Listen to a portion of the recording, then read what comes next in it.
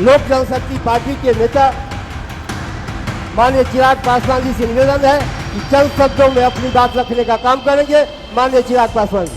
साथियों, इस सस्ते डेटा का सबसे ज्यादा फायदा बिहार के मेरे नौजवानों ने उठाया। ये जो रील्स पर रील्स बन रही है ना, सारी क्रिएटिविटी दिख रही है। आरजेडी में आरजेडी की जो आरजेडी लड़का ऐसा है जो हमेशा शिक्षा के लिए बात करता है, रोजी के लिए बात करता है, रोजगार के लिए बात करता है, जिसको धोखे में रखे हुए वो सरकार क्या है बताइए ना। अगर वो कुछ गलत किया तो बताइए, अपने अरेस्ट किया ये वो क्या किया है।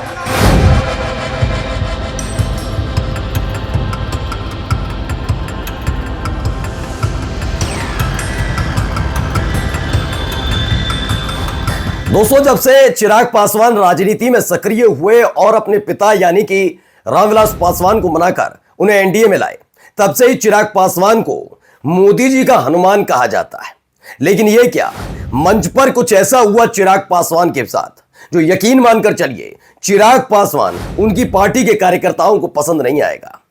मंच पर इसे बेइज्जती के तौर पर देखा जा रहा है और यह बेइज्जती किसी और ने नहीं की, उन्होंने ही की, जिनके लिए कहा जाता है कि चिराग पासवान उनके हनुमान है। किसके लिए क्या हुआ, तमाम चीजें, लेकिन एक महत्वपूर्ण चीज तो यह है कि पहले पकौड़े बनाओ, पकौड़े तलो, ये रोजगार में आता था। आजकल रील्स वाला ज्ञान दिया जा रहा है।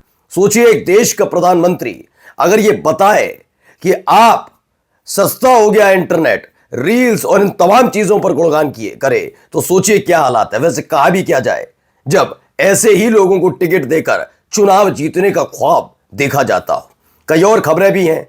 मुस्कुराती हुई गई महिला है, लेकिन मोदी जी की जनसभा से रोती हुई बाहर क्यों आई, दिखाऊंगा आपको कि आलोचना करने पर कैसे बिहार पुलिस टूट पड़ती है एक लड़के पर। और देखिएगा, चलती हुई थार से गंदगी फैलाने वाले उस लड़के की तस्वीर भी और नाम भी देख लीजिएगा, जिससे आपको पता लगेगा कि जात देख, रंग देखकर, नाम देखकर धर्म पहचानने वाले कम से कम कुछ तो बोलेंगे। नमस्कार, मैं हूं प्रज्वल गौतम और आप देख रहे हैं the live TV. The live TV, सच सबसे आगे।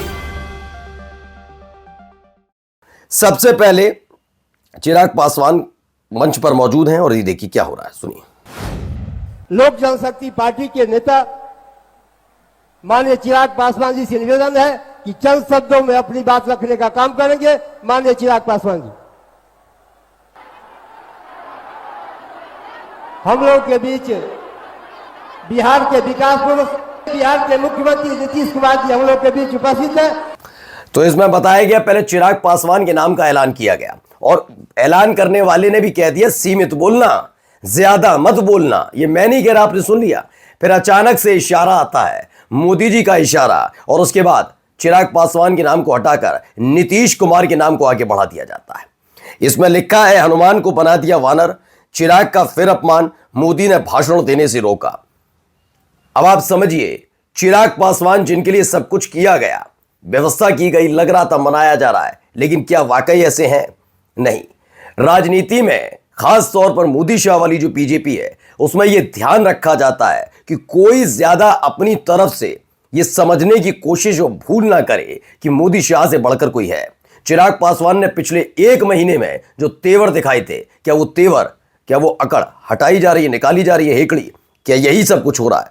वरना इतना जब किसी के नाम का ऐलान हो गया तो आसानी से उन्हें भाषण देने दिया जाता, लेकिन नहीं। लेकिन भाषण तो दिया भाई ने, हमारे प्रधानमंत्री महोदय क्या कह रहे हैं, सुनिए। साथियों, इस सस्ते डेटा का सबसे ज्यादा फायदा बिहार के मेरे नौजवानों ने उठाया है। ये जो रील्स पर रील्स बन रही है ना, सारी क्रिएटिविटी दिख रही है, उसमें भाजपा और एनडीए की नीतियों का बहुत बड़ा योगदान है। बिहार के बहुत सारे युवा इंटरनेट से अच्छी खासी कमाई भी कर रहे हैं। अब आप समझिए हुआ क्या है। एक वक्त था जो अलग अलग प्रधानमंत्री हमारे देश में आते गए, किसी ने कहा कि इंजीनियरिंग, किसी ने कहा IIT, IIM, MBA, doctor, engineer बनो, ये वो तमाम चीज़ है। फिर एक दौर आया, खेल को प्रोत्साहित किया गया, लेकिन ये वाले प्रधानमंत्री आए और इसी के साथ इन्होंने इतिहास भी रचा है। एक ऐसा प्रधानमंत्री जो बताते हैं कि वो रील्स बनाने के लिए लोगों को प्रेरित करते हैं। बस मेरी एक ही गुजारिश है, ये वाला रोजगार एक बार अपने मंत्रियों को भी सिखाइए। और तो और मंत्रियों के जो बेटे हैं वो भी इसी तरीके से उन्हें इंटरनेट सस्ता करके दीजिए। मुझे लगता है मोदी जी, आपने बिहार की जनता के लिए तो कर दिया, शायद शाह बाबू के लिए या यानी जय शाह के लिए नहीं कर पाए, इसलिए बेचारे वो रील्स नहीं बना पाते। उन्हें रील्स बनाने वाला रोजगार दीजिए, बहुत अच्छा रहेगा उनके लिए भी, है ना। क्योंकि इस देश के युवाओं को आप रील्स बनाने की सलाह दे रहे हैं। पढ़े लिखे नहीं, इंजीनियर बने नहीं, और पढ़े लिख गए तो सब जानते हैं क्या क्या हो जाएगा, परेशानी खड़ी होगी। इसलिए रील्स बनाओ और इसी का पूरा श्रेय अपने ऊपर लो। पकौड़े बनाओ तो रील्स बनाओ, ये मोहित चौहान लिखते हैं। बिल्कुल सही बात का, एक बार मैं कहा था इन्होंने, रोजगार का मतलब पकौड़े तलना होता है। अब देखिए महिलाओं की क्या है दिक्कत, ये खबर निकलकर सामने आई है। पीएम मोदी की जनसभा में कई महिलाओं की ज्वेलरी गायब, रोती हुई निकली महिलाएं, बोली शिकायत के बाद पुलिस ने भगाया, झूठ बोलने का आरोप लगा दिया। ये पुलिस का काम है, पुलिस ऐसे ही देखकर पहचान जाती है किसकी गलती किसकी नहीं। मोदी की रैली में महिलाओं को लूटा, मोदी शाह की गुजराती जोड़ी। अस्वस्थ मुख्यमंत्री के चलते बिहार में महाजंगलराज स्थापित कर बिहार को बर्बाद करना चाहती है, यह हुआ। आम आदमी पार्टी ने भी लिखा है, पीएम मोदी की रैली में बिहार का जंगलराज सामने आया। बीजेपी एनडीए शासित बिहार में कानून व्यवस्था की हालत क्या है, वे आज समस्तीपुर में प्रधानमंत्री नरेंद्र मोदी की रैली में दिख गई। रैली में महिलाओं की गहने चोरी हो गए और जब पीड़ित महिलाएं इसकी शिकायत करने पुलिस के पास पहुंची तो उन्हें भगा दिया गया। तो ये वाली सीख जरा चोरों को भी दे देते मोदी जी, दे देते ना, कि वो भी रील्स बनाए। रोजगार उनको नहीं मिल पा रहा, उनका वाला सस्ता नहीं है क्या, कि ये बात है क्या? बताइए। ये हमारे देश के प्रधानमंत्री हैं। मैंने कहा ना, ये हर चीज़ में इन्होंने इतिहास रचा।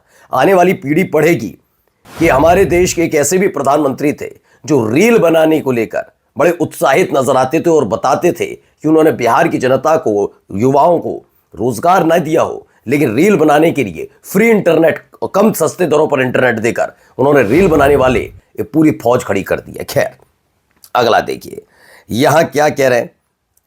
ये आरजेडी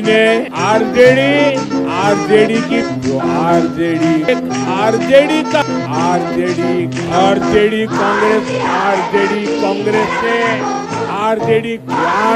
कांग्रेस वाले। तो ये इतना डर क्यों मोदी जी? 37 मिनट के भाषण में 10 से ज्यादा बार आरजेडी का नाम लिया।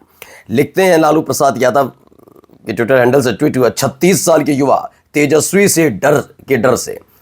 तो इतना पूछा, इतना डर क्यों मोदी जी? तो बताया, जवाब दिया 36 साल के युवा तेजस्वी के डर से। बार बार आप सोचिए कितनी बार आरजेडी। जबकि मैं ये नहीं कह रहा कि आप विपक्ष पर नहीं बोलेंगे, बोलना पड़ेगा, लेकिन जब आप 11 बरस तक प्रधानमंत्री रहे, और 11 बरस तक प्रधानमंत्री वाला मसला नहीं है सिर्फ, जब आप ये दावा करें कि आपने इस देश को कहां पहुंचा दिया, तो आप पर उपलब्धियां होनी चाहिए। मैंने यही बात 15 अगस्त के उनके लाल किले के से दिए गए भाषण में कही थी, जब इस देश की गोदी मीडिया चीख कर बता रही थी कि इतिहास एक और रच दिया है मोदी जी ने।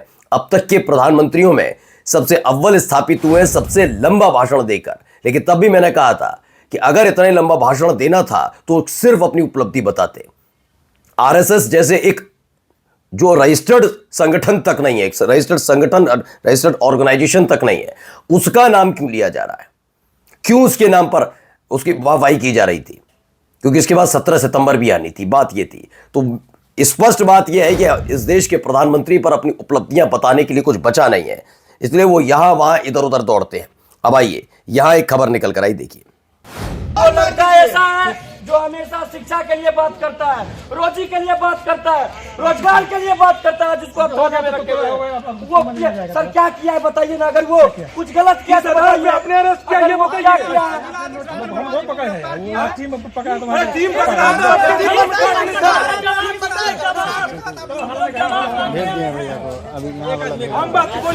ये देखिए लोग थाने पहुंचे हैं। क्यों पहुंचे हैं थाने, जरा मैं बताता हूं। ये वही युवा है ना जिनको रील्स बनाने का चस्का चढ़ा रहे थे मोदी जी, ये बिहार के ही हैं।